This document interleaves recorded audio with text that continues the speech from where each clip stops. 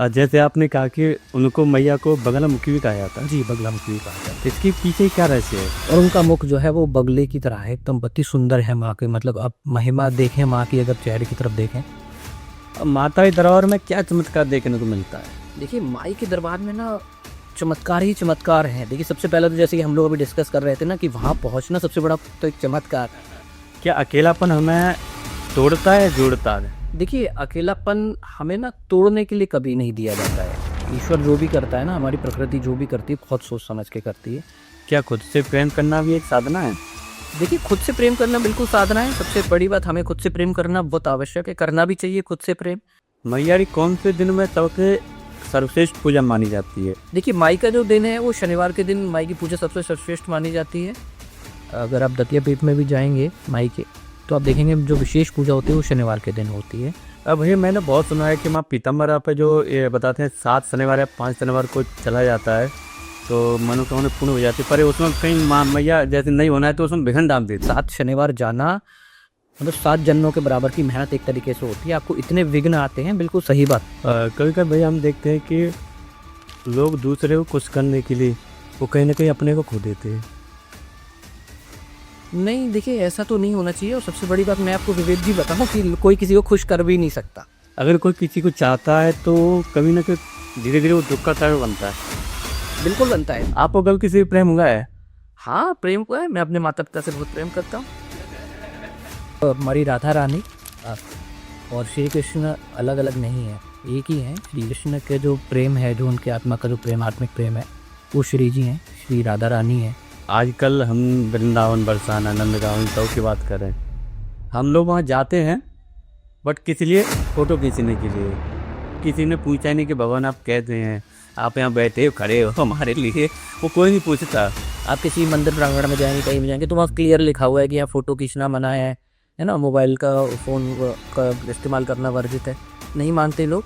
अगर हम स्टेट की बात करें, आगरा की बात करें, सिटी की बात करें, तो अपने आप एक बहुत वेल नोन पर्सन है, बहुत फेमस पॉडकास्ट है आपका। तो इस लेवल तक आने में भी लोगों को कई समय, कई वर्ष लग जाते हैं। सक्सेस पाने से पहले भगवान हमारी परीक्षा लेते हैं क्या? देखिए विवेक जी, परीक्षा तो होती है।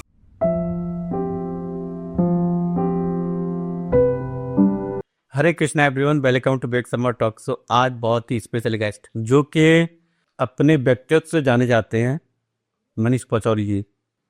और मेरी बड़ी अभिलाषा थी मैया पीताम्बरा पे एक पॉडकास्ट करने की, और भैया से अचानक मेरी बात हुई तो बोले हम आप पीताम्बरा पे कुछ बात करेंगे।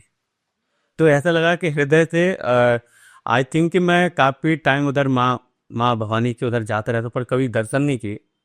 और यहाँ तक कि सब लोगों ने दर्शन किए मेरे परिवार में, गाड़ी भरभर के जाती है जी। बट मैं कभी नहीं गया। आपका डबरा तक गया हूँ, अच्छा। कई बार, अनेक बार गया हूँ, पर माँ पीताम्बरा के कभी दर्शन नहीं किए। तो बड़ा मेरे को आज क्या कहते हैं, मैया के भक्त बैठे हुए हमारे सामने इस पॉडकास्ट में, मनीष पचौरी जी।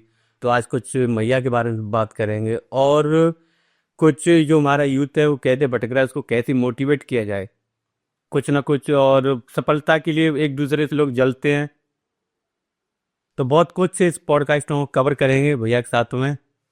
जय माता दी भैया। जय माता दी। जय। कहते हैं आप? बहुत बढ़िया, फर्स्ट क्लास। जैसे मैंने बोला कि पॉडकास्ट में माँ पीताम्बरा कुछ बात चलेंगी, तो मैं जानना चाहूँगा कि माँ पीताम्बरा के जो कैसे ये प्रकट हुई थी, क्या पुरानी कथा है इसकी? सबसे पहले तो विवेक जी मैं आपका बहुत बहुत शुक्रिया अदा करना चाहूँगा कि आपने मेरे को इतना बड़ा सौभाग्य प्रदान किया कि मैं माँ के उपलक्ष्य में कुछ बोल सकूँ। हालांकि जैसा कि मैं आपको बताऊं कि ये सब ना एक संयोग है कि बिना माँ के आशीर्वाद के और बिना माँ की इच्छा के कोई उनके बारे में सोच भी नहीं सकता। बोलना तो एक बहुत बड़ी बात हो गई, जैसा कि आपने बताया कि आपने कई बार प्रयास किया वहाँ जाने का, लेकिन आप पहुँच नहीं पाए। बहुत बड़े बड़े व्यक्तित्व हैं जिनको मैं जानता हूँ, उन्होंने मेरे साथ ये बातें अपनी साझा करी कि मनीष जी हमने कई बार प्रयास किया वहाँ जाने का, हमने अपनी ट्रेन टिकट्स भी बुक कर ली, कई लोगों ने फ़्लाइट्स बुक कर ली, लेकिन वहाँ तक जा नहीं पाए। कई बार तो ऐसा संयोग हुआ कि उनके मंदिर के एकदम द्वार के सामने तक जा पाए और उसके बाद में अंदर प्रवेश नहीं कर पाए। ऐसा मैंने अपनी आंखों से होता हुआ देखा है। सन 2020 की बात बता रहा हूँ आपको, तक कोविड का समय था। तो अचानक से जब वो वहाँ पहुँचे तो सूचना मिली कि आज पट बंद कर दिए गए हैं, दर्शन नहीं होंगे। और वहाँ पर एकदम आपको याद होगा कोविड वाली जो भयंकर स्थिति थी। तो एक बहुत बड़े नेता थे और उन्होंने अपनी सारी ताकत झोंक दी, लेकिन वो उनका प्रयास विफल रहा और वो माँ के दर्शन नहीं कर पाए। और वही कहीं ना कहीं शायद माँ का आशीर्वाद था या माँ का बुलावा था और माँ चाहती थी कि हम उनके दर्शन करें। तो उनसे बस पीछे ही एक पंक्ति में मैं खड़ा हुआ था उनके।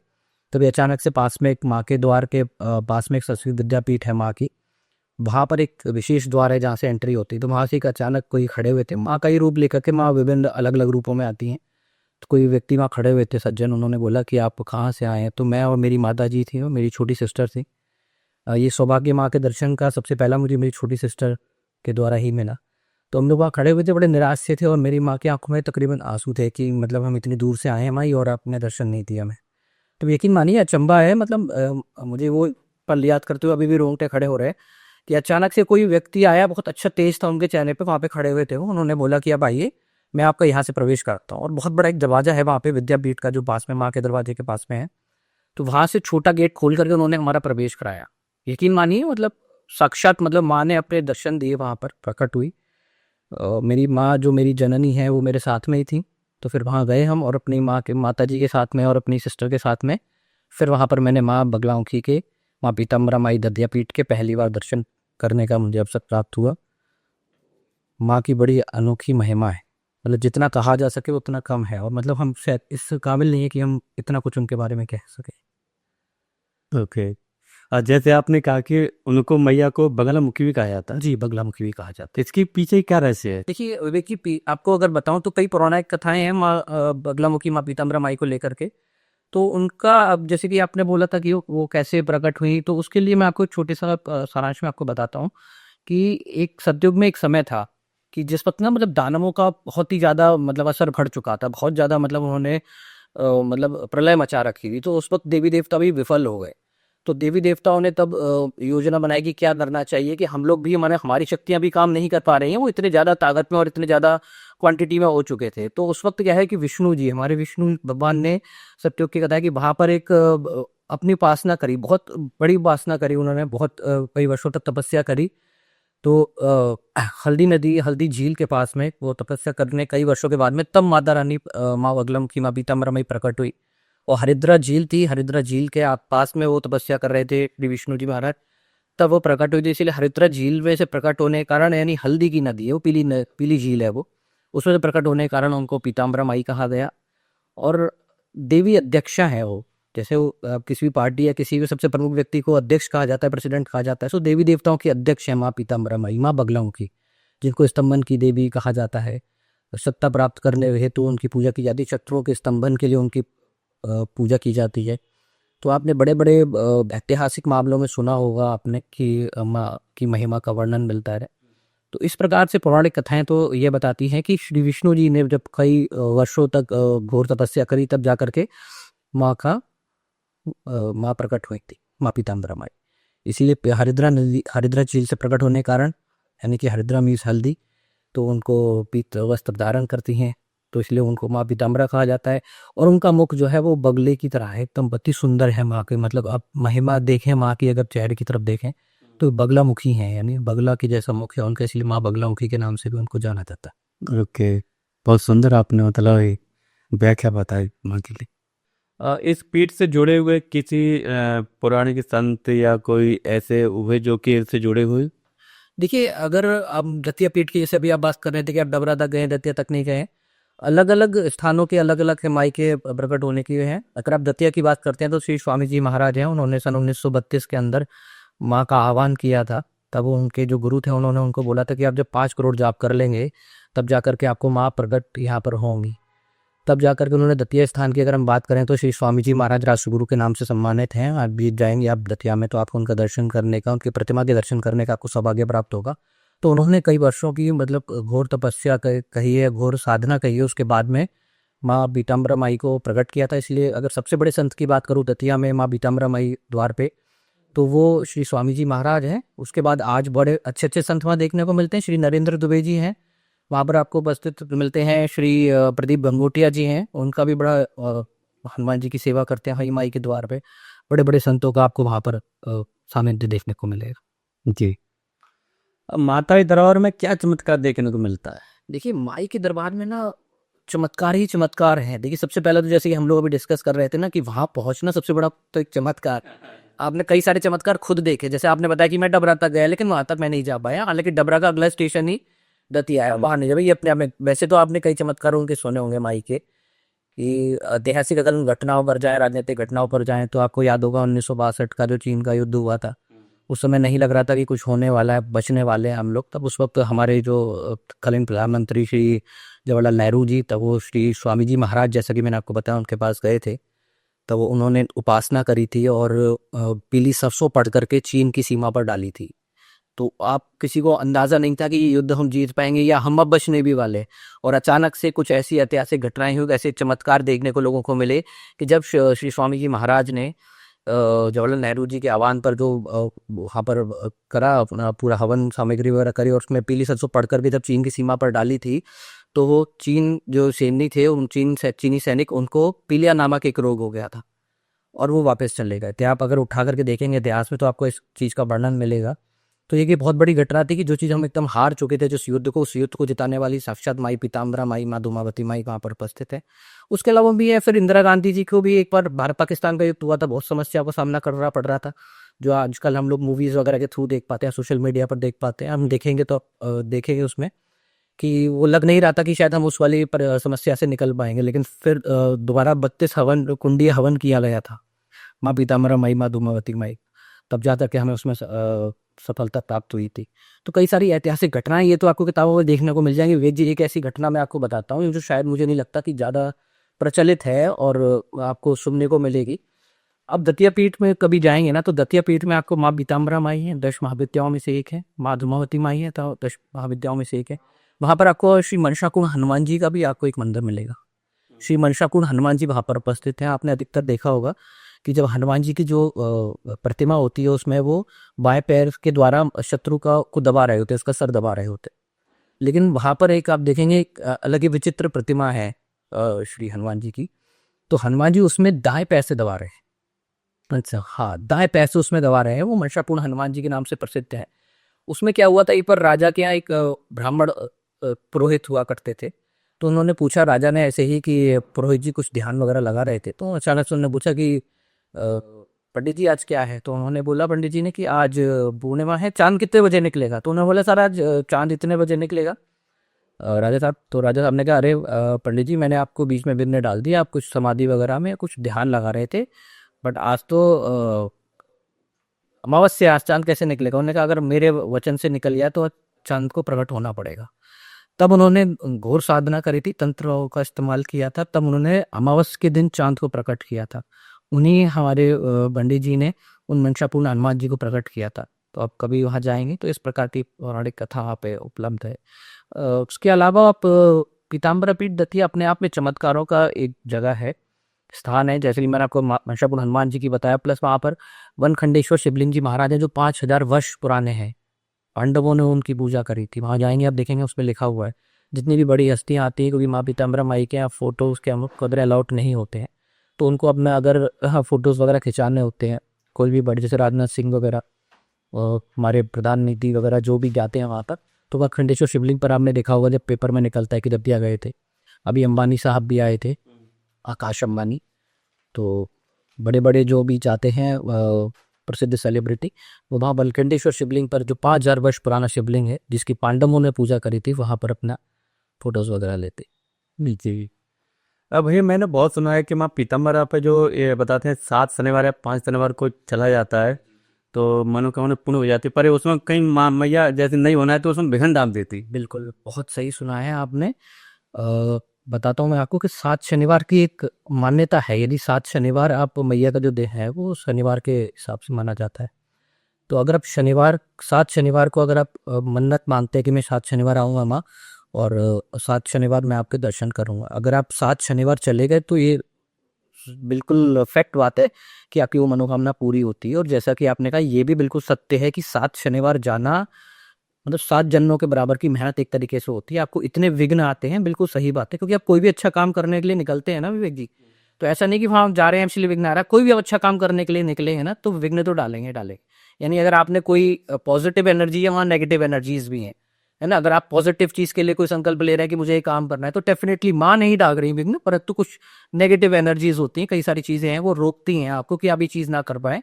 तो आपको बहुत विघ्नों का सामना करना पड़ता है। ये मैं खुद इस चीज को महसूस कर चुका हूँ। और खैर आप बीती है, इसलिए मुझे पता है कि वाकई में बहुत परेशानी आती है। जब मैं छठवें और सातवें शनिवार को गया था तो इतनी भीषण हालत हो चुकी थी कि मैं आपको मतलब शब्दों में बयां नहीं कर सकता हूँ। एक बार तो ऐसा हुआ था जब सातवें शनिवार में तो 2-3 लोगों के साथ में मतलब गाड़ी में बैठ के गया हूँ मैं, इस तरीके से मतलब लेकर के गए हैं, वो वाली मतलब परिस्थिति आ चुकी थी। तो इतना आसान नहीं होता, बहुत कठिन होता है। और आप जैसा कह रहे हैं बिल्कुल सत्य बात है, उससे कई गुना ज़्यादा मतलब समस्याओं का सामना करना पड़ता है। यदि माई साथ में है तो माई आपको इतनी शक्ति देती है कि आप उन चीज़ों से आप जूझ पाए। बिल्कुल तो उसका फल मिलता है ना? बिल्कुल मिलता है, बिल्कुल 100% मिलता है, 100% मिलता है। जी जी। मैया की कौन से दिन में सबसे सर्वश्रेष्ठ पूजा मानी जाती है? देखिए माई का जो दिन है वो शनिवार के दिन माई की पूजा सबसे सर्वश्रेष्ठ मानी जाती है।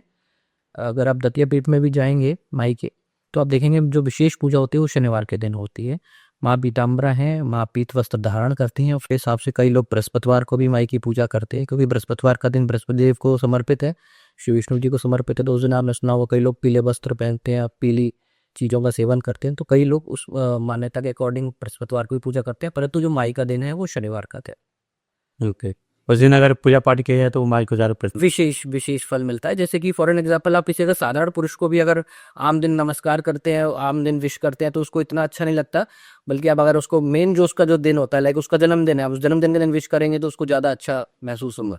इसी प्रकार से कुछ दिनों की अलग अलग महिमा है। तो अगर यदि माई की आपको उपासना करनी है और विशेष एक दिन की पूछेंगे आप, तो वो शनिवार है। वैसे तो आप 7 दिन 12 महीने माई की उपासना कर सकते हैं।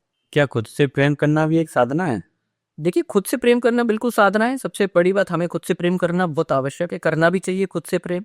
क्योंकि यदि मैं खुद से प्रेम नहीं करूंगा तो मुझे नहीं लगता कि मैं अपने करियर को लेके, अपने भविष्य को लेकर के, या मेरे से जो लोग जुड़े हुए उनके लिए कुछ सोच पाऊंगा। या फिर आप खुद ही सोचिए, हम घर से सुबह नहा धो के क्यों निकलते हैं, अपने शरीर को इतना चमका करके, इतना टेंट पेंट करके क्यों निकलते हैं, क्यों डेली सज से संवरते हैं? क्योंकि हम खुद से प्रेम करते हैं। वो आवश्यक भी है पॉजिटिव चीज़ों में। प्रेम करना है हमें खुद से, और अच्छे पॉजिटिव वे में करना है कि हाँ हमें कुछ अच्छा करके दिखाना है, अपने आप को कुछ बढ़िया बनाना है। तो उस कारण प्रेम अपने आप से करना अच्छा है, बट इतना ज़्यादा भी ना करें कि आपके प्रेम के कारण आपको सिर्फ आप ही आप दिखाई दें और कोई दिखाई ना दे संसार में। अपना आपसे प्रेम करिए और अपने से जुड़े सभी लोगों से प्रेम करिए। क्या अकेलापन हमें तोड़ता है या जोड़ता है? देखिए अकेलापन हमें ना तोड़ने के लिए कभी नहीं दिया जाता है। ईश्वर जो भी करता है ना, हमारी प्रकृति जो भी करती है बहुत सोच समझ के करती है।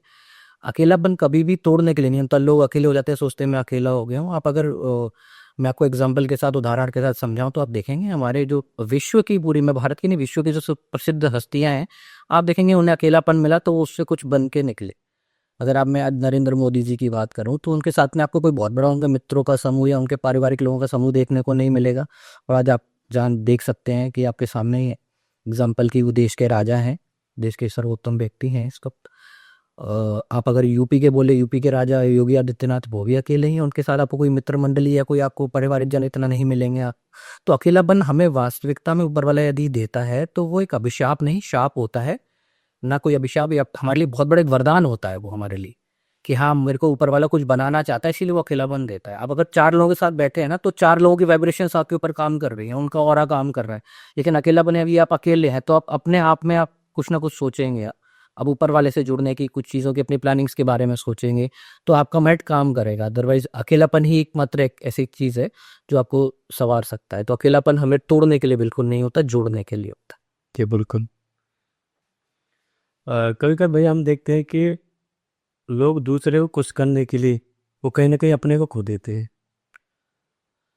नहीं देखिए, ऐसा तो नहीं होना चाहिए। और सबसे बड़ी बात मैं आपको विवेक जी बताऊं कि कोई किसी को खुश कर भी नहीं सकता। मैं सत्य बात बताऊं, यदि आप इंसान की बात करें ना, दूसरों की यदि आप बात करते हैं, तो इंसान की यदि आप बात करें तो किसी इंसान को आप खुश कर नहीं सकते हैं। यदि आप कितने भी प्रयास कर लें, आपने कई बार देखा होगा कि आप कई बार प्रयास करते हैं कि इस व्यक्ति को शायद इस चीज़ से खुशी मिलेगी तो मैं इसके लिए वो करता हूँ ना। फॉर एन एग्जाम्पल, अगर किसी को, आपको लगा कोई एक्स पर्सन है, कोई भी पर्सन है, कि उसको इस चीज़ से खुशी मिलेगी, तो उसको सैमसंग का फ़ोन दे देना चाहिए, उसको उससे खुशी मिलेगी। तो आपने अपने सही कई सारे खर्चे रोक करके उसको एक सैमसंग का फ़ोन लेकर के दिया, आप उसको खुशी मिली, आपको लगता है ऐसा। आप 1 हफ्ते बाद उससे पूछिए आप खुश हो, तो वो व्यक्ति कहेगा नहीं अब खुश नहीं हो, सैमसंग तो ये मज़ा नहीं आ रहा है, मुझे अब दूसरा इससे अपग्रेडेड फ़ोन चाहिए, मुझे अब आईफोन में मेरी खुशी है। तो इंसान की खुशी को तो यदि आप सेटिस्फाइड करना चाहेंगे तो वो पॉसिबल नहीं है, और अपने आप को खोना भी नहीं चाहिए। हाँ, हमें अपना अपना जिम्मेदारियों का निर्वहन करना चाहिए कि नहीं हाँ ठीक है दूसरे को खुशी देनी चाहिए, बट ऐसा कुछ काम ना करे जिससे दूसरे को दुख हो, बट अपने आप को परेशान करके किसी को खुशी देना ये कोई बड़ी बात नहीं है, अच्छी बात मेरे हिसाब से नहीं है। कि खुशी का लेवल अलग अलग है हर किसी का, इंसान की बात करें तो अगर ईश्वर को आप खुशी देने में अपने आप को खोना चाहते हैं तो एक बहुत बड़ा सौभाग्य है कि आप अपने इंद्रियों को काबू में करिए, अपने आप को खो दीजिए और ईश्वर की खुशी में खुशी ढूंढी। ओके, प्रेम क्या है? प्रेम देखिए प्रेम की कई परिभाषाएं हैं। सबसे पहली बात तो प्रेम क्या है, आजकल के जैसे युवा वर्ग की बात करूं, है ना, आजकल के जनरेशन्स की बात करूं तो उन्होंने प्रेम को एक अलग ही नाम दे दिया है। मतलब प्रेम सिर्फ ये नहीं है कि मतलब एक लड़के लड़की के बीच में प्रेम है। प्रेम माता पिता से अपना प्रेम होता है, माँ अपने बच्चे से प्रेम करती है, एक संतान को अपने माता पिता से प्रेम करना चाहिए, अपने घर वालों से प्रेम करना चाहिए, अपने भाई बंधु अपनी बहनों से प्रेम करना चाहिए।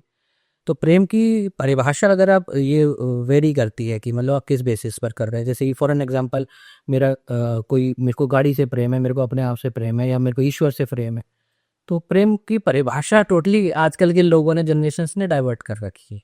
तो ये आपके ऊपर बेस्ड करता है क्या प्रेम है। और सबसे बड़ी बात क्या है ना, देखिए प्रेम लव की बात यदि आप करें तो आजकल ये जनरेशन्स में विवेक जी मेरे को देखने को मिलता है कि लोग मतलब अपने करियर को अपनी चीज़ों को छोड़ करके बैठे हुए हैं और भाग रहे हैं, इधर उधर भाग रहे हैं। वो क्या है ना, हार्मोन सिंड्रोम्स होते हैं। अगर आप हमारे साइंस में देखेंगे तो कुछ हार्मोन्स होते हैं जो नई जनरेशन्स में अंदर ना ग्रोथ करते हैं। तो आप ठीक है, अगर आपको लगता है कि प्रेम है तो आप उसको थोड़ा टाइम दीजिए, ठीक है अच्छी बात है ये प्रेम है, give some time and focus on your career. कि अगर आपका करियर अच्छा है डेफिनेटली, अगर आप फ्यूचर को अगर आप उसे प्रेम करते हैं तो उसको पॉजिटिव चीज़ों में लेकर के जाइए। ठीक है, हम आपसे प्रेम करते हैं, आपके लिए हम एक बहुत बड़ा करियर बनाएंगे, मैं ऐसा एक जगह पर पहुंचूंगा आपके लिए कि आप जो भी चाहते हो वो सारी चीज़ें आपको मौजूद करके दूंगा। अपने माता पिता से प्रेम करिए। माता पिता ने जो आप जन्म लिया था, आपने कितने खुशियाँ मनाई थी, कितने मतलब हर्षोल्लास के साथ में आपका जन्मदिन मनाया, आपको बड़ा होते हुए देखा उन्होंने, तो उनकी आंखों में भी सपने हैं।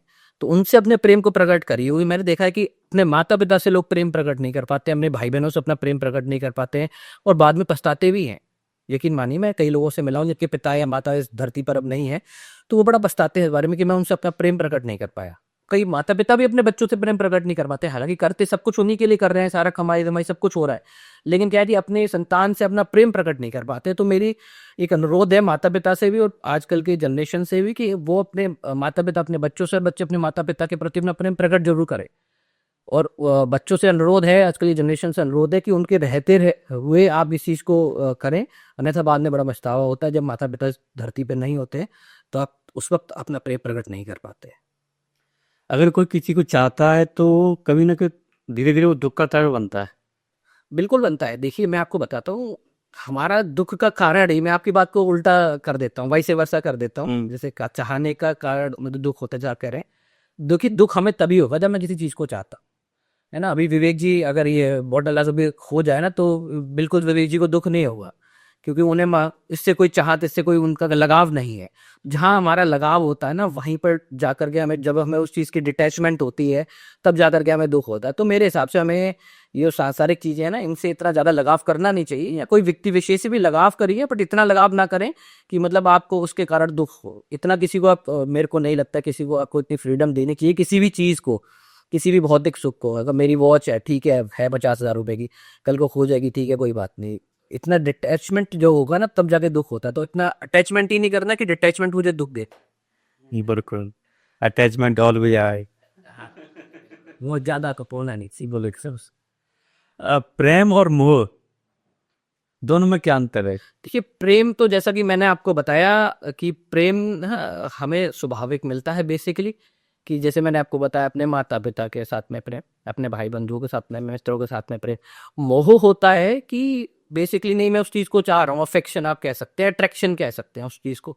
तो प्रेम तो करना चाहिए कि मुझे मालूम है मुझे अपने भाई से प्रेम है, मुझे अपने माता पिता से प्रेम है, परंतु इस प्रेम की जब सीमा पार हो जाए कि नहीं साहब मैं अपने माता पिता के बिना रह नहीं सकता हूँ, मेरा करियर की डिमांड है कि मुझे शिफ्ट होना है कहीं और पर जाकर के अपना करियर बनाना है, परंतु वो मैं नहीं कर पा रहा हूँ। ये सेम वैसे वैसा माता पिता अपने बच्चे से प्रेम तो बहुत करते हैं, लेकिन उसके करियर की डिमांड है। जैसे आगरा है, अब आगरा के अंदर कोई कोर्सेज नहीं है तो उसको न्यू दिल्ली भेजना पड़ेगा।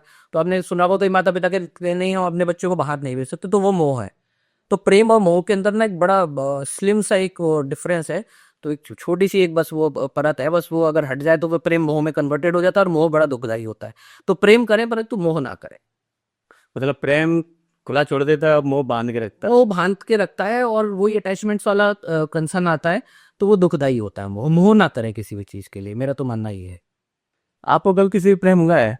हाँ, प्रेम को है, मैं अपने माता पिता से बहुत प्रेम करता हूँ।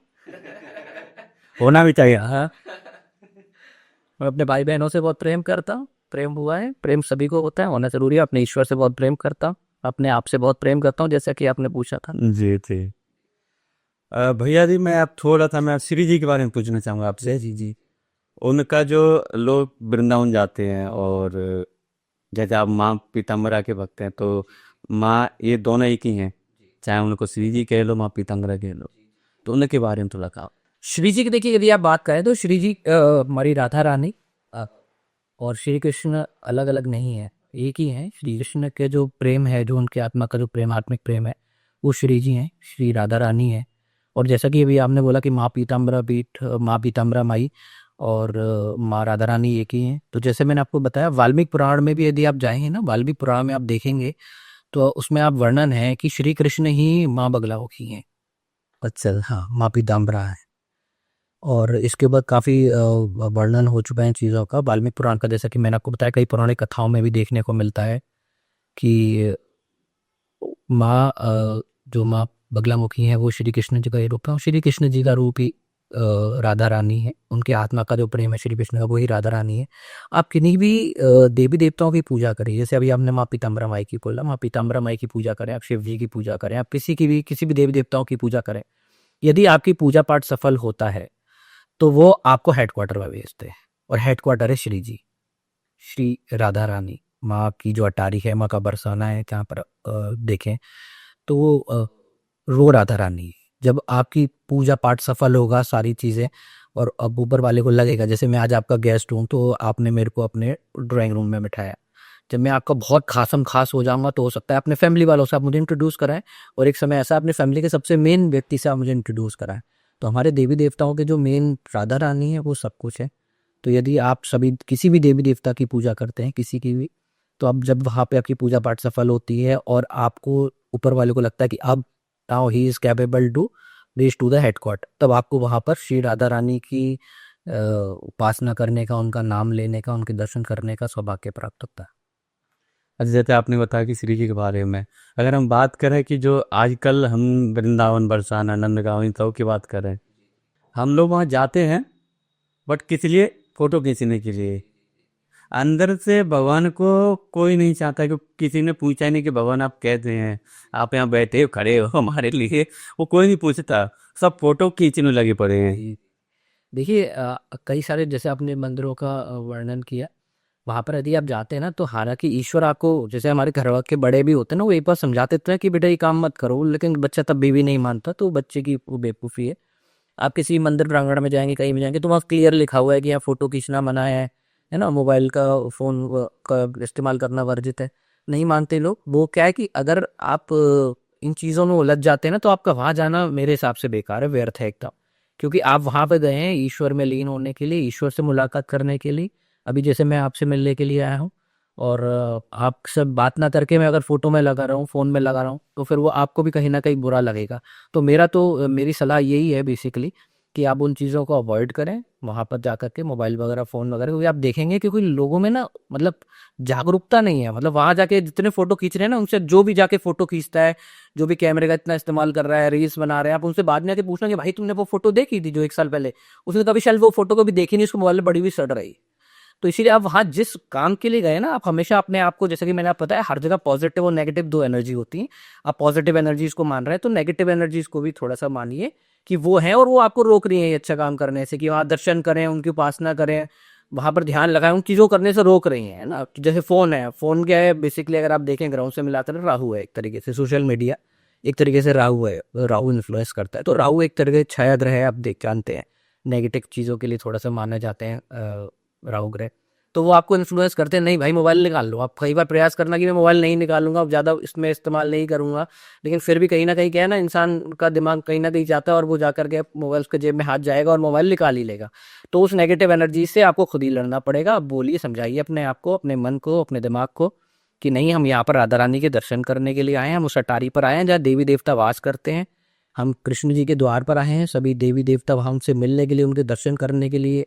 ब्रह्मा जी जैसे भी देवता कई जन्मों तक तरसते हैं, तब जाके उनको दर्शन करने को मिलता है। आपको सौभाग्य प्राप्त हुआ है कि आप ब्रज की धरती पर, आपने जो भी जगहों का नाम बताया वो सभी ब्रज में आते हैं, मथुरा, वृंदावन, बरसाना। तो आप वहाँ पर आपको सौभाग्य प्राप्त हुआ है, तो उसके लिए आप मोबाइल वगैरह को अवॉइड कीजिए और वहाँ पे भगवान का ध्यान लगाइए। जी बिल्कुल। भैया मैं आपसे यहाँ पर कुछ कर्म के बारे में बात करना चाहूँगा, क्योंकि कर्म को लेके ना मेरे ना अपने में खुद एक युद्ध होता रहता है जी। क्योंकि कुछ ऐसी शायद मैंने कुछ पढ़ी है या कुछ संत महंतों से सुनी है, तो अपने में मेरे कर्म को लेके बहुत लड़ाई होती रहती है। क्या जो हमारे जीवन में जो कुछ हो रहा है, जैसे आज मैं आपसे मिला, आज हम इस पॉडकास्ट में बैठे हैं जी, तो इसमें मैंने कोई कर्म नहीं किया था नहीं, देखिए किया था। अब दो तरीके के कर्म होते हैं, मैं बेसिकली बताऊँ जी। तो हमारे संचित कर्म होते हैं ना, यानी कि हमारे पिछले जन्म के कर्म है, हमारे पूर्व के कर्म, और एक हमारे प्रेजेंट के होते हैं, तो अभी हम कर रहे हैं।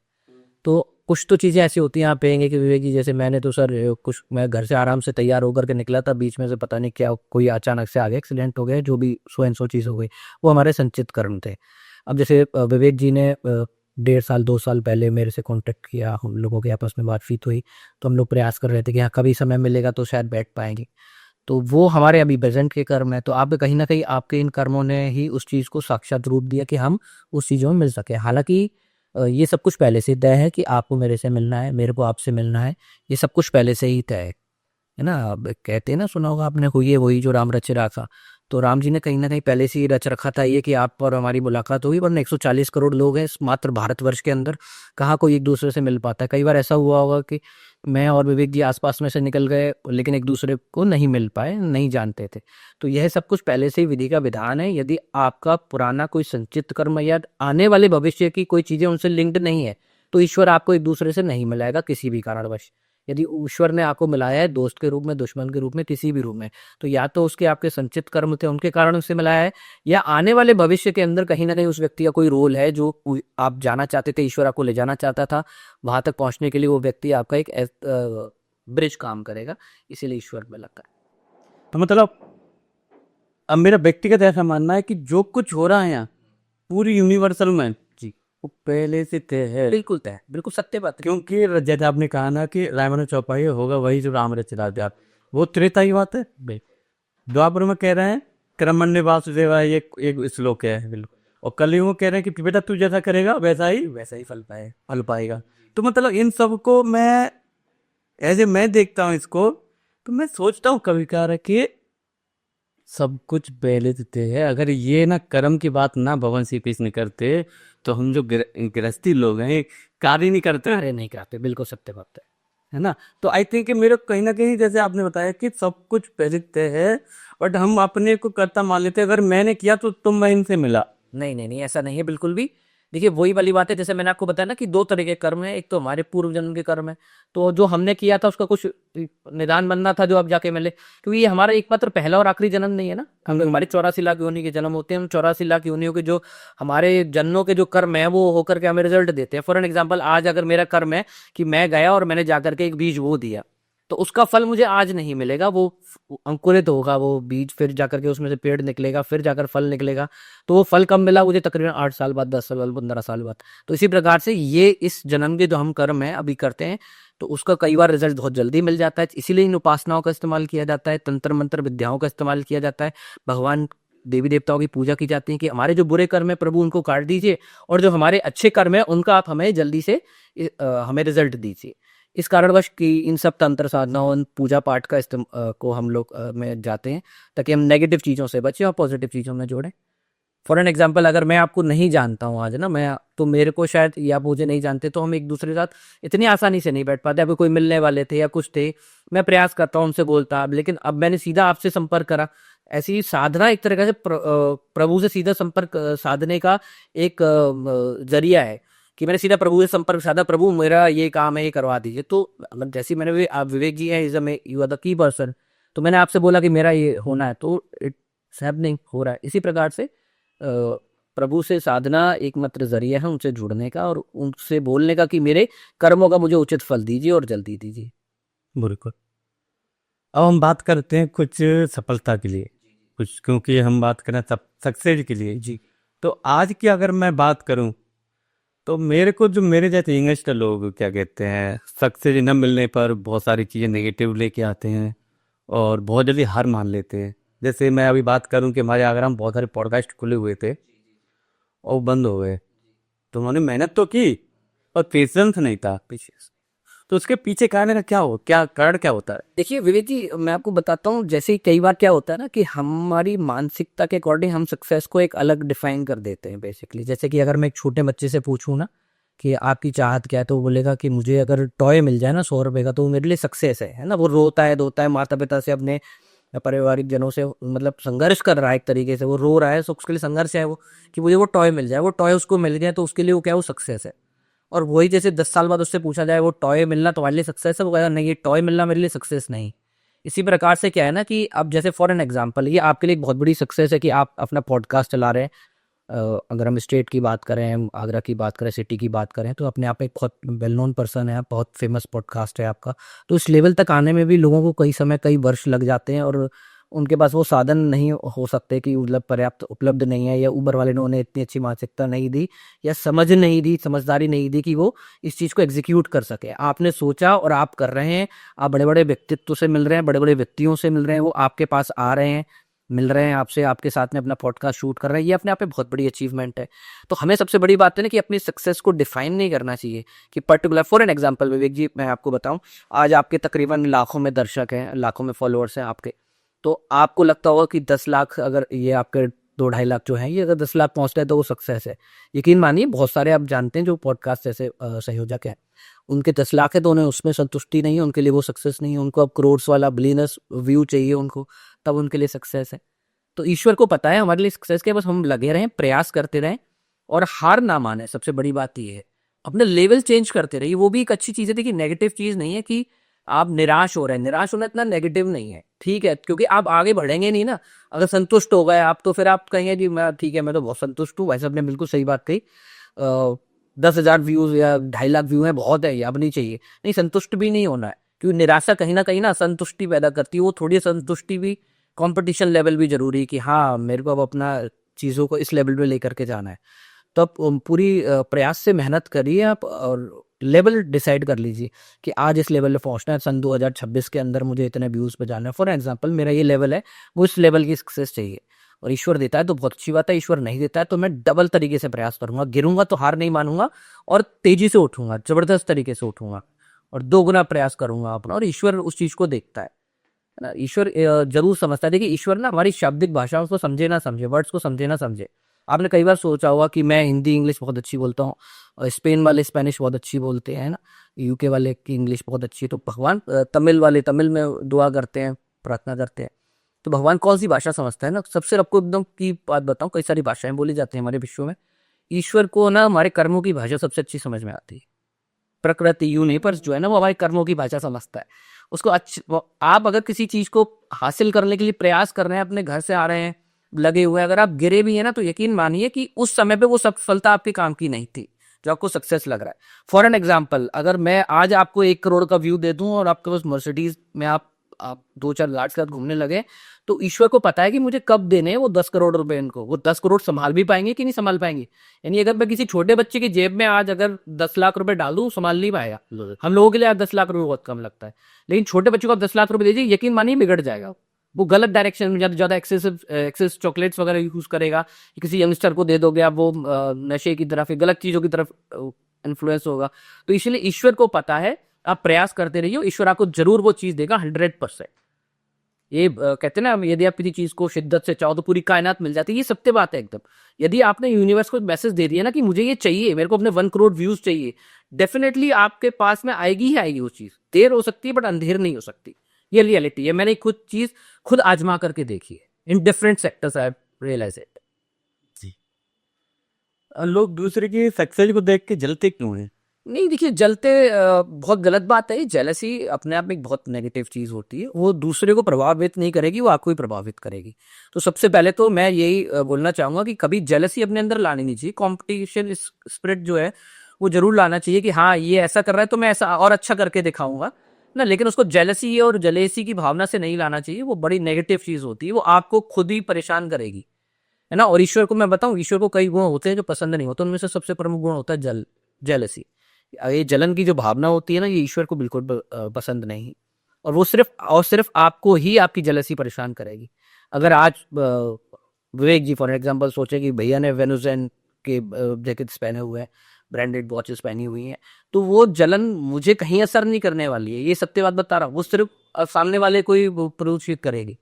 तो ये हमारे अंतर मन को, हमारे को परेशान करती है। तो उसको एक पॉजिटिव वे में, कंपटीशन स्पिरिट में ले सकते हैं कि हाँ भाई, मेरे को भी इस लेवल पे पहुंचना है, मेरे को भी ये चीजें हासिल करनी है। तो उस लेवल पर करे व्यक्ति, लेकिन जलन के प्रभाव से करेंगे तो वो ईश्वर के प्रति भी बड़ी नेगेटिव चीज है। ईश्वर को सबसे नापसंद चीज जो है वो जेलसी है, और हमारे को भी बड़ा परेशान करती है। तो कभी ना लाएं, खुश रहें कि वो अपने कर्मों के हिसाब से प्राप्त कर रहे हैं, हम अपने कर्मों के हिसाब से प्राप्त। बिल्कुल। जैसे आपने कहा ना कि मैं लोगों से कहता हूँ कि भाई आप सफलता पे क्यों चल रहे दूसरी सफलता पे। बिल्कुल। अरे आपको सफलता चाहिए तो आप भी मेहनत करो, बिल्कुल आपको मिल जाए। भाई किसी दूसरे ने मेहनत की है, सफलता की है, तो उसके पीछे बस वह कारण तो समझो। बिल्कुल बिल्कुल बिल्कुल सत्य बात है। बहुत आपने 100% की बात कही है विवेक जी, कि आपको ना कोई व्यक्ति सफल तो दिखाई दे रहा है, आपने बिल्कुल सही बात कही, लेकिन लोग ये देखना नहीं चाहते उसके पीछे उसका कितना परिश्रम है, कितना त्याग है उसके पीछे, कितना परिश्रम करके उसने हासिल किया है उस चीजों को। तो वो चीज देखिए कि आपको बलिदान नहीं पता उस व्यक्ति ने। आज फॉर एन एग्जाम्पल, आज मैं किसी लेवल पर बैठा हूँ, तो वहां तक पहुंचने के लिए जो मैंने संघर्ष और जो त्याग करे ना, वो मुझे पता है।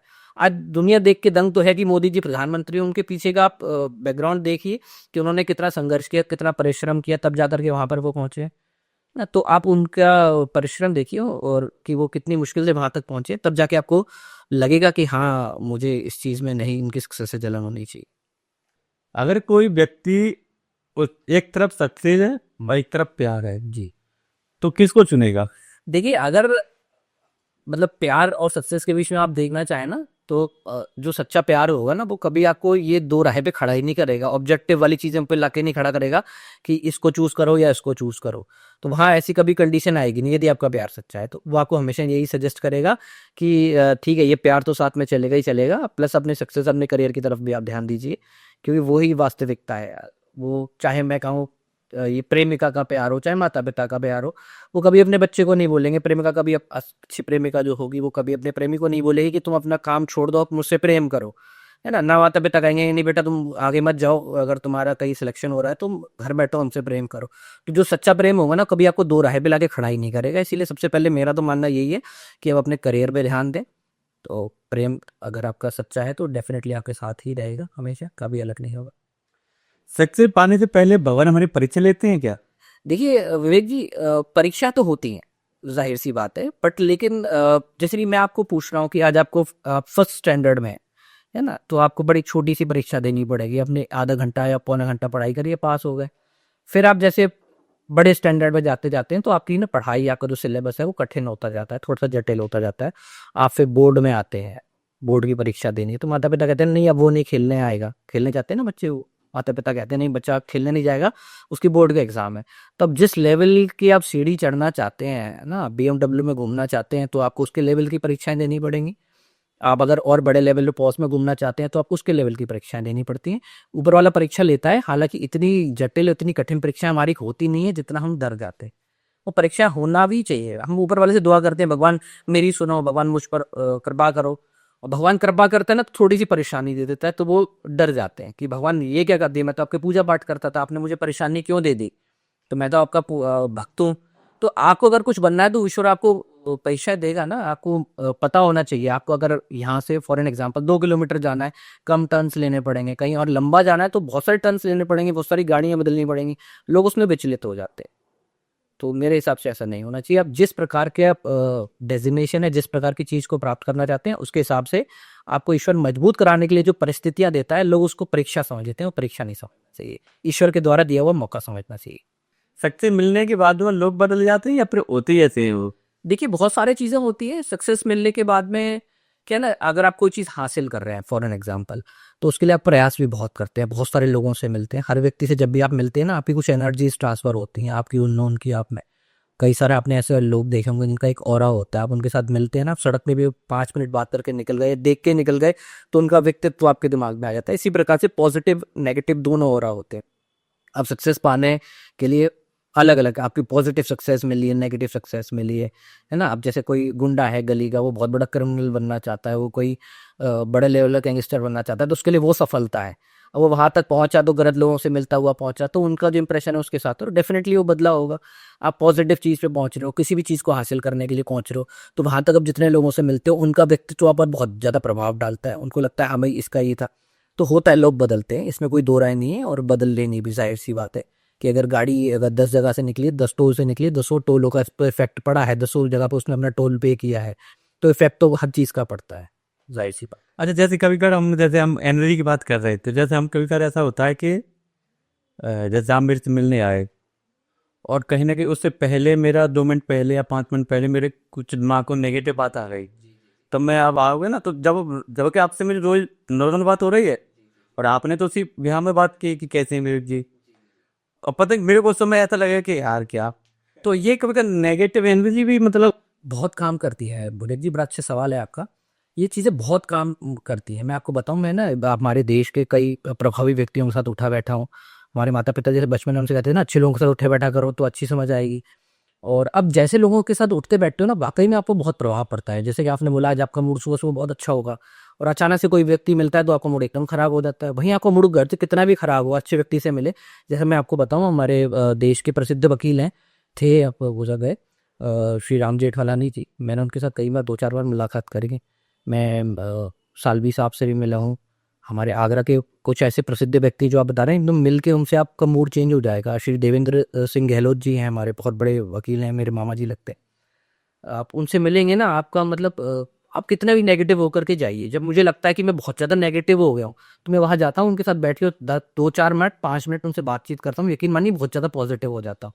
तो लोगों का एनर्जीज का बहुत ज़्यादा ट्रांजिशंस होता है, डेफिनेटली असर पड़ता ही पड़ता है। आप अच्छे किसी व्यक्ति से जाकर के मिलेंगे तो आपके ऊपर उस पर इफेक्ट जरूर पड़ेगा। आपको अगर कभी कभार ऐसा लगता है, मैं आपको खुद बता रहा हूँ, लगता है कि अब हाँ कुछ बहुत सब कुछ स्मूथ चल रहा है, सब कुछ है, और लगता है कि हाँ थोड़ा अहंकार आ रहा है अंदर, कुछ भी है, तो ना कुछ नेगेटिव लोग भी हैं, वो भी रखने चाहिए अपने ना। कहते हैं ना, आपकी आर्मी में, आपकी सेना में हर प्रकार के व्यक्ति होने चाहिए। वही तो वो नहीं है कि नंद की नीर राखियाँ।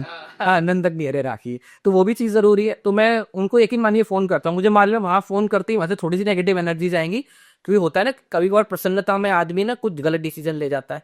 तो जब अपने आप को लगे लगे हम बहुत ज़्यादा पॉजिटिव हो गए, तो यकीन मानिए उनको एक आध बार फ़ोन कर लेना चाहिए। मिलना अच्छी बात है, आप मिल सकते हो, आसपास में रहते हो, मिल लो, तो आपको लगेगा कि हाँ भाई नेगेटिव एनर्जीज आ गई, मेरी चीज़ें बैलेंसिंग हो गई है। तो एनर्जीज का डेफिनेटली ट्रांसमिशन होता है कि है, ये चीज़ें बहुत इफेक्ट आती है। ओके, हम बात करें आपके करियर को और कुछ अचीवमेंट, मैंने आपने जैसे मेरे को प्रेयर में वो बनाऊं, तो क्या क्या रहे आपने। अचीवमेंट्स तो देखिए काफ़ी कुछ किया जीवन में, जब से स्टार्ट किया सारी चीज़ें, काफ़ी स्ट्रगल्स करे। और आपको ये शुरू तो हमारे जो व्यूअर्स सुनना चाहेंगे कि कितना संघर्ष किया और आपने क्या क्या अचीवमेंट किया। अचीवमेंट देखिए बहुत ज़्यादा मैं नहीं मानता हूँ कि अभी कुछ बहुत ज़्यादा कुछ अचीव किया है, इतना कुछ अचीव नहीं किया है। हालांकि ये कि जैसे हमारे फादर साहब हमें प्रेरित करते थे, सबसे बड़ा अचीवमेंट मेरा ये है कि मेरे ऐसे माता पिता का सानिध्य मुझे मिला, कि जो हमेशा मुझे प्रेरित करते रहते, ऐसे भाई बहनों का सहारा मिला जो हर नेगेटिव और पॉजिटिव चीज़ों में उन्होंने मेरा साथ दिया, और हमेशा अप डाउन्स के अंदर उन्होंने सही सजेशंस दिए कि ये करना चाहिए। तो हमेशा मेरा कोशिश ये रही कि मुझे मल्टीपल एक्टिविटीज़ में रहना चाहिए, क्योंकि 24 घंटे बहुत होते हैं ना। कई व्यक्ति अगर सोचे कि 24 घंटे में सिर्फ एक ही चीज़ पे फोकस करूँ, नहीं हो पाता है, लगता है कि और भी चीज़ें ट्राई करनी चाहिए, ट्राई एवरीथिंग है ना। तो ज़्यादा कुछ अचीवमेंट्स तो मैंने नहीं किए हैं, बट लेकिन अगर देखा जाए कि जैसे आप रिकॉर्ड्स वगैरह देख रहे थे, कटिंग्स वगैरह शायद आपने पेपर की देखी थी, तो उसमें निकला था that was very old incident. तब मेरा शायद नेशनल लेवल में सिलेक्शन हुआ था, तब नेशनल लेवल खेला था मैंने। मैं डिस्ट्रिक्ट लेवल भी क्रिकेट खेल चुका हूँ। और अगर बात करें तो पूरे स्टेट लेवल पे IQ विनर हूँ मैं। I was the highest winner. Shrimati Sheila Dikshit ji ने मेरे को वो अवार्ड से सम्मानित किया था। मेरे फादर साहब सदन में गए थे उस अवार्ड को लेने के लिए, आज भी याद है मुझे। और अपने क्रिकेट टीम, अपने कॉलेज क्रिकेट टीम का प्रतिनिधित्व किया है मैंने, उसमें शायद कटिंग्स पे ही सभी पढ़ने थे। और आज मैं जिस कंपनी के जहाँ पे ऑर्गेनाइजेशन के लिए काम करता हूँ, वो अगर भारत के अंदर देखा जाए तो भारत में टॉप 5 में आती हैं। तो टॉप 5 कंपनी में एक को मैं प्रतिनिधित्व कर रहा हूँ अभी। और डिस्ट्रिक्ट की बात करें, मंडल की बात करें, तो मैं सर्वोच्च पद पर हूँ। मंडल में मेरे से सर्वोच्च पद अभी इस ऑर्गेनाइजेशन के अंदर किसी के पास नहीं है। तो इस चीज़ को अचीवमेंट्स थोड़ा सा मानता हूँ। बाकी सब लोगों का इतना प्यार मिला हुआ है, सब लोगों का सानिध्य मिला हुआ है। ये बेसिकली चीज़ें। नेविगेटर वाला भी आपने देखा था शायद, सन 2005 के अंदर सिलेक्शन हुआ था मेरा। So I was the first person from Agra who has been selected for this much big platform, and that was my first flight to Singapore. उसके बाद तो कई सारी फ्लाइट्स आई, वो सबसे पहली चीज़ होती वो बड़ा वो लगता है। उसके बाद तो अभी तक शायद मैं 19 कंट्रीज़ अभी तक अराउंड द वर्ल्ड ट्रैवल कर चुका हूँ, and I am travelling, keep travelling. Very soon also I am just going on the very big part of the world. So जो कि वहाँ एक छोटे से शहर के व्यक्ति के लिए बड़ा सपना होता है। तो बड़े बड़े जगहों पर अपने मतलब आगरा का नाम ऊंचा किया है, और कोशिश यही रहती है कि अपने माता पिता, अपने भाई बहनों का और अपने साथी जनों का हमेशा नाम और ऊंचा करते और अचीवमेंट्स मिलते हैं पे। जी। जैसे आपने कहा कि मैंने पूरे पॉडकास्ट में आपकी बात पे बहुत गौर ध्यान दिया, सुना उसको, क्योंकि मैं कहता हूँ तो मैं एक ही बात से ध्यान रखता हूँ। जैसे आपने माता पिता भाई बहन बंधुओं का अपने बहुत जिक्र किया। अगर हम बात करें आज के यूथ में, क्या कहते हैं, जो छोटी छोटी बातों पर भाई भाई से लड़ते हैं, और छोटी छोटी जमींदार के ऊपर लड़ते हैं, छोटी छोटी बातों पर। मैं यहाँ तक कि मैंने सुना कि एक तरह से केस हुए, तो उनके लिए आप क्या कहना चाहेंगे? बड़ा दुर्भाग्यपूर्ण है विवेक जी, मैं आपको सच बताऊं तो ये चीज़ें सुन के बड़ा, क्योंकि हम ना उस धरती पर हमारा जन्म हुआ है जहाँ पर एक भाई ने अपने भाई के सुख के लिए, अपने भाई के कारण अपने मतलब संपत्ति, अपना राजपाट सब कुछ त्याग दिया था श्री रामचंद्र जी ने। मात्र सिर्फ ये ना कि भाई को राजपाट मिलना चाहिए, और वहां पर आज हम छोटी सी चीजों के लिए लड़ते हैं, और सिर्फ उन चीजों के लिए लड़ रहे हैं हम। ये अब जैसे कि आपने बोला प्रॉपर्टीज वगैरह के लिए, या किसी वेल्थ के लिए, किसी भी पैसे के लिए, जो 100 साल बाद हमारा है ही। मैं आपको सत्य बात बताऊं, है ना, अगर लड़ रहे हैं तो तकरीबन मतलब 40-50 साल के तो होंगे, तो भैया 60-70 साल की आदमी की मुश्किल से 90 साल की उम्र है। 30-40 साल बाद आपको पता नहीं है वो प्रॉपर्टी आपके पास रहे, आपके पास का नाम याद भी रहेगा उन लोगों को जिनके लिए छोड़ के जा रहे हो कि नहीं रहेगा। तो छोटी सी सांसारिक चीजों के लिए आपस में अपने भाई बहनों से लड़ना, आपस में लड़ना, ये बहुत दुर्भाग्यपूर्ण है। ये कहीं ना कहीं आपको दर्शाता है, आपके प्रतिबिंब को दर्शाता है कि आप किस व्यक्तित्व के इंसान हैं आप, है ना। और प्रकृति भी इस चीज को देख रही है कि यार ये तो 2 करोड़, 4 करोड़, 5 करोड़ की चीजों के लिए लड़ रहा है। आपको क्या पता प्रकृति ने आपको 100 करोड़, 1000 करोड़, लाखों करोड़ का व्यक्ति बनाया, और आप छोटी चीज के लिए लड़ करके आप प्रकृति को एक अलग मैसेज दे रहे हो, आप लोगों को अलग मैसेज दे रहे हो। क्या आप जो बता रहे हैं कोर्ट केसेस भी हो जाते हैं, तो क्या वो वकील जो केस लड़ रहे हैं उनको नहीं समझ में आता होगा कि ये छोटी सी पैसे के लिए, छोटी सी प्रॉपर्टी के लिए अपने भाई बहनों से, अपने माता पिता से ये व्यक्ति लड़ रहा है? तो किस प्रकार का व्यक्ति होगा? जो जज साहब वहां बैठे हुए हैं, माई लॉर्ड कहा जाता है उनको, ईश्वर का रूप कहा जाता है, इसलिए कहते हैं ना माई लॉर्ड। तो क्या माई लॉर्ड को नहीं पता? माई लॉर्ड नोज एवरीथिंग कि यार ये व्यक्ति कितना वो होगा कि यार छोटी सी प्रॉपर्टी के लिए आपस में विवाद कर रहे हैं, जो चीज इनकी है ही नहीं। अब असलियत में देखें कि 40-50 साल बाद वो उस व्यक्ति की है ही नहीं, वो उसके लिए लड़ रहा है। तो ये चीज है। जैसे आपने कहा कि माई लॉर्ड, तो उनके आंख में पट्टी बंधी है, फिर भी सब देख रहा है। देखिए वो एक्चुअली क्या है ना, कानून में जो वो मूर्ति आप देखते हैं ना कि आंखों पे पट्टी बंधी है, वो सिर्फ ये दर्शा रही है, वो इसीलिए बंधी है कि आपको इमोशंस में नहीं आना है। पर परंतु जो माय लॉर्ड वहां पे जज साहब बैठे हैं, उनको सब कुछ पता है, वो ही नोज एवरीथिंग, है ना। क्योंकि जब सामने जब आ रही हैं सारी तथ्य आ रहे हैं, सारे तथ्य पेश किए जा रहे हैं, तो उनको पता, उनके आंखों पे पट्टी नहीं बनती, उनको सब कुछ पता है कि कौन व्यक्ति सही है, कौन गलत है। So my lord knows everything, he knows everything. जैसे आपने कहा ना कि क्या कहते हैं, 50 साल बाद मरना है। आप कितना भी जिम कर लो, कितना भी प्रोटीन खा लो, कितना भी जमीन ले लो, कितना सब कुछ ले लो, कुछ मरना है एक दिन, ये नीचे है। तो तो इसलिए क्यों लड़ना किसी से? क्यों लड़ना? मतलब ही नहीं बनता लड़ने का। कि आप ना नेगेटिव चीजों के लिए बिल्कुल मत लड़िए, पॉजिटिव चीजों के लिए अपने आप से लड़िए। यदि आपको लड़ना है तो अपने आप से लड़िए। आपको जो लगता है ये परेशानी आ रही है, उन चीजों से लड़िए। जो चीजें आपको आगे बढ़ने से रोकती हैं, उन चीज़ों, नेगेटिव चीज़ों से लड़िए। अपने मन से लड़िए। आपका मन आपको गलत चीज़ पे लेके जा रहा है कि आज चलते हैं यंगस्टर्स में कि आज ये गलत काम करते, तो अपने मन से लड़ो ना। आप अपने मन से लड़ाई करो कि नहीं मुझे नहीं करना। आप बच्चे यहाँ पढ़ाई कर रहे हैं, आपका मन कह रहा नहीं नहीं पढ़ना, तो बोलो पढ़ना है मेरे को, क्यों नहीं पढ़ना। अपने मन से लड़ाई करो, अपने अंतर मन से प्रतिद्वंद करिए, खूब अच्छे से करिए। आपस में लड़के क्या, फिजिकली लड़के क्या फायदा। तो जो लोग हमें सुन रहे हैं, जो इस पॉडकास्ट को देख रहे हैं, उनको आप क्या मैसेज देना चाहेंगे? देखिए यही मैसेज, जैसे कि आज के टॉपिक्स की अगर हम बात करें, तो जैसे कि आपने कई अच्छे टॉपिक्स पे बात करी कि हमें अपने सक्सेस के लिए फाइट करना चाहिए, दूसरों से नहीं जलना चाहिए, सत्य बात है, प्रेम करना चाहिए। और परंतु मतलब ना there is a very little difference between the love and affection. तो आप सबसे बड़ी बात तो ये समझिए कि दिस इज योर लव और attraction, affection what it is, है ना। There is a very slim difference between love and affection.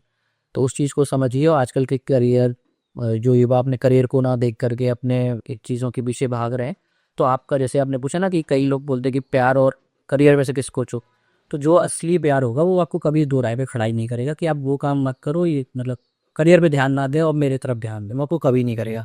अगर वो आपको गलत चीज़ों के लिए आपको प्रोत्साहित कर रहा है या मोटिवेट कर रहा है कि नहीं आज चलो ये काम कर लेगा, that is not the as per my thinking. Okay, जैसे आपने कहा कि क्या कहते हैं, बीच में हम बात हुई थी कि किसी चीज़ों को आप जिस से आपको पूरी कायनात उसको हिला देती है। अच्छा, ये चीज़ कहीं काम करती है कि जैसे सपोज करो मैं किसी को चाहता हूँ और पता चला कि वो व्यक्ति वहाँ पहले से खड़ा था। देखिए होता क्या है ना, कभी कभार थिंकिंग हमारे दिमाग में ऊपर वाला डालता है ना। अब पता चला कि आपने कहा कि मेरे किस्मत में लिखा था BMW, तो ईश्वर भी वो चाहत भी ईश्वर ही रोपित करता है मेरे दिमाग के अंदर कि मेरे को BMW को चाहना है कि नहीं चाहना है ना। अगर फॉर एन एग्जाम्पल जैसे कि आप पूछ रहे हैं तो मैं बताता हूँ कि ईश्वर को यदि आपसे किसी से मिलाना है ना, कोई भी एक्स पर्सन है कि आपका पूर्ण जन्म का संयोग है कि आपको मिलना है ना, जैसे कि आप कई बार देखें कि हमारे पहले के जो एस्ट्रोलॉजर्स होते थे, आजकल भी खैर हैं काफ़ी अच्छे हैं, तो उसमें बता देते हैं कि आपका ना इस व्यक्ति से विवाह होगा या इस व्यक्ति से आपका प्रेम संबंध होगा। तो आप अभी कभी आपका किसी से प्रेम संबंध हो या आपको कोई व्यक्ति अच्छा लगता हो तो कभी भी यकीन मानिए विवेक जी, मैं आपको ऐसा ही नहीं कि एक मतलब एक ब्राह्मण और एस्ट्रोलॉजी का ज्ञाता होने के कारण मैं आपको चीज़ें बता रहा हूँ, कभी आप उसकी कुंडली का विश्लेषण कीजिएगा या आपका बहुत जो करीबी व्यक्ति होगा अपनी और उसकी कुंडली का विश्लेषण कीजिएगा। आपको जरूर ऐसा कोई ना कोई आपको ग्रह मिलेंगे जो आपको युक्ति बनती कि हाँ आपका मिलन तो स्वाभाविक था ही था, आप उसको चाह रहे हैं, ये ईश्वर ने ही आपके दिमाग के अंदर रोपित किया है कि आप उसको चाहें। वरना दुनिया के अंदर करोड़ों लोग हैं, करोड़ों सेलिब्रिटीज हैं, आपने उनको क्यों नहीं चाहा, आपने उस पर्टिकुलर व्यक्ति को ही क्यों चाहा। तो यहाँ पे पूर्व जन्म के जो कर्म है उनके द्वारा निर्धारित है या ऊपर से पहले से ही हमारी प्रकृति ने ऐसा सोच रखा है, पहले से तय कर रखा है कि आप लोगों को मिलना है, इसीलिए एक दूसरे के दिमाग में ईश्वर कहीं ना कहीं ये बीज रोपित करता है कि आप उस चीज को चाहें या उस व्यक्ति विशेष को चाहें। क्या होता है ना कि मतलब उसने आपका कुछ भी गलत नहीं किया, कुछ भी अहित नहीं किया, ना कोई हित किया है। पता नहीं उसको देखते ना हर व्यक्ति के साथ होता है कि आपको उस पर्टिकुलर व्यक्ति को देख के खुंदक सी आती है और बड़ा मन विचलित सा हो जाता है। क्यों? क्योंकि आपकी एनर्जीज और उनकी एनर्जीज मेल नहीं खाती। क्योंकि हमारी जो प्रकृति है ना, हमारा ईश्वर है, वो बहुत पहले से बहुत आगे की सोच के चलता है। अगर पर्टिकुलर मुझे मालूम है कि ये चीज मेरे लिए सही है नहीं है, मेरा इतना ज्ञान नहीं है, लेकिन ऊपर ईश्वर को पता है कि इनके साथ की वाइब्रेशन मैच नहीं कर रही। जैसे एनर्जीज की हमारी बात कर रहे थे, आप बहुत सारी पॉजिटिव एनर्जीज लेके चल रहे हैं, ऊपर वाले की दुआ से आपके चेहरे पे इतना तेज है ना, तो पता चलता है कि हाँ इस व्यक्ति के अंदर अपना पॉजिटिव एनर्जीज है। ये एक जैसे आप जो तेज कैरी कर रहे हैं, ग्लो ग्लो कहते हैं इसको, इसको हासिल करने के लिए लोग करोड़ों रुपए का मेकअप कराते हैं, तेरे मेकअप आर्टिस्ट के पास जाते हैं, लेकिन ऐसा ग्लो जो इनर ग्लो आपके अंदर से निकल करके आ रहा है ना, वो नहीं है।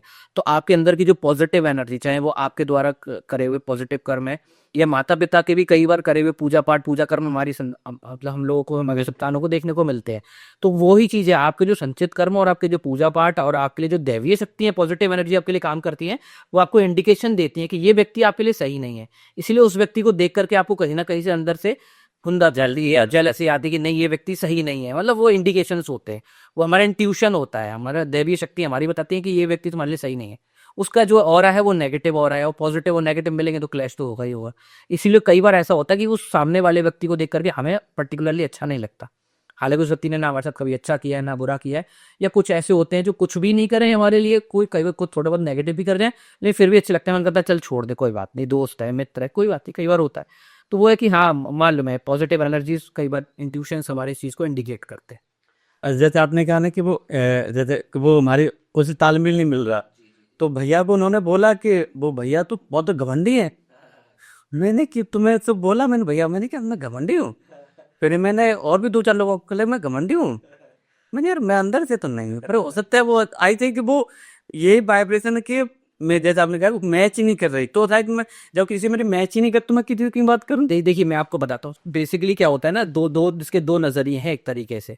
क्या होता है ना, कभी और आपने देखा होगा कि कई बार जब मतलब बहुत बड़ा कोई एंगेजमेंट होने वाला होता है ना, यानी कोई दो चीजें मिलनी होती हैं, तो उससे पहले एक तकरार होती है। एक तो नेगेटिव चीज वो भी होती है ना, पॉजिटिव और नेगेटिव जब मिलते हैं ना तब जाकर के उसमें लगता है कि हाँ पहले अब देखा होगा कई कहानियों में कि सब पहले तो एक दूसरे को हम फूटी आंख नहीं सुहाते थे, और आज वो बड़े बहुत अच्छा लाइफ क्रिएट कर चुके हैं अब आपस में मिल करके एक दूसरे के साथ। तो एक नजरिया वो भी है कि जब कोई चीजों को बड़ा कुछ क्रिएट होने वाला होता है तो मतलब प्रकृति कितना भी रोक ले, कोई कितना भी रोक ले, समाज कितना भी रोक ले, लेकिन कहीं ना कहीं वो एक दूसरे के प्रति आकर्षित होते ही होते, ये रियलिटी है। और अगर आप उसका दूसरा नज़रिया देखना चाहे, अगर नहीं मिल रहा है वो व्यक्ति तो अच्छी बात है, अगर नहीं मिल पा रहा है उसको लग रहा है कि मेरे अंदर घमंड है, तो कहीं ना कहीं घमंड होना भी अच्छी बात होती है, थोड़ा घमंड होना। घमंड मतलब कि जैसे अब मोदी जी हैं, मेरे से बात नहीं कर रहे, बोलूंगा मैं तो घमंडी है, मेरे से बात नहीं कर रहे, सामने से निकल रहे, बात नहीं करी, नहीं कर पाए, उनका आप शेड्यूल देखो, उनकी चीज़ों को देखो कि वो उस लेवल को उनको मेंटेन करना पड़ेगा। For an example, if I am seated on the highest designation of my organisation in some country or in some state, so I cannot go to the each and every person to the down level and shake the hand with them. I have to maintain that aura, I have to maintain that things and all which people call घमंड and all. तो वो चीज़ें कहीं ना कहीं maintain करनी पड़ती कि नहीं भाई, अब मैं जा करके अभी हर किसी से जाके हाथ मिलाने लग जाऊं या गाड़ी से उतर के रिक्शे वालों को गले लगाने लग जाऊं। हाँ, मेरे दिल में नहीं है वो चीज़, मतलब कि नहीं मुझे कुछ घमंड करना है, लेकिन फिर भी कुछ ना कुछ मेंटेन करना पड़ता है। अब वो रिक्शे वाला गाय साहब गाड़ी में आए थे और देखो इसलिए मेरे से गले नहीं लगे, तो जो सामने वाले की सोच को नहीं रोक सकता। सही तो अगर पर्टिकुलर आप बता रहे हो ऐसा कोई व्यक्ति है, तो हो सकता है कायनात ने कहीं ना कहीं आपको मिलाने के लिए सोचा हो। इसीलिए पहले क्या होता है, नेगेटिव पॉजिटिव मिल करके अट्रैक्शन बढ़ता है always in the battery. You have seen कि दोनों जब मिलते हैं तो एक दूसरे पर आकर्षण पैदा करते हैं, तो कहीं ना कहीं लगता है। सही बात है, बिल्कुल बिल्कुल। और थैंक यू सो मच भैया, बहुत इतनी टॉकिंग की, हम लोगों ने बात की माँ पीताम्बरा पे, किशोरी जी पे, कृष्ण भगवान पे, यूथ के लिए सक्सेस पे बहुत सारी बात हुई, और कुछ जेलसी वगैरह पे भी। और बहुत अच्छा लगा आपके साथ मैंने पॉडकास्ट किया। आई थिंक कि बहुत अच्छा पॉडकास्ट रहा ये, और आई थिंक इतना लंबा भी चला क्योंकि हम पता नहीं था कि इतना बात होंगी हमारी, बट जब बात होनी तो पता नहीं चला कि इतना लंबा पॉडकास्ट हो गया। सेम है विवेक जी, बहुत अच्छा लगा आपसे मिल करके, बहुत अच्छे टॉपिक्स पे बात हुई जो कि पहले से कुछ ऐसा डिसाइडेड नहीं था, बट फिर भी अचानक से जब बात हुई तो काफ़ी कुछ निकल करके आया। और मेरा सौभाग्य है कि मैं आपके साथ मिला और इतने लाखों दर्शकों के साथ जोड़ने का सौभाग्य प्राप्त हुआ। सबसे बड़ी बात है, महामाई के संदर्भ में बोलने के लिए माई ने क्या मौका दिया, माई ने चुना कि हम उनके बारे में कुछ बोल पाओ, और आपसे मिल के, बाकी सबसे मिल के बहुत अच्छा लगा। Thank you so much. Hare Krishna, जय माता की। जय माई की।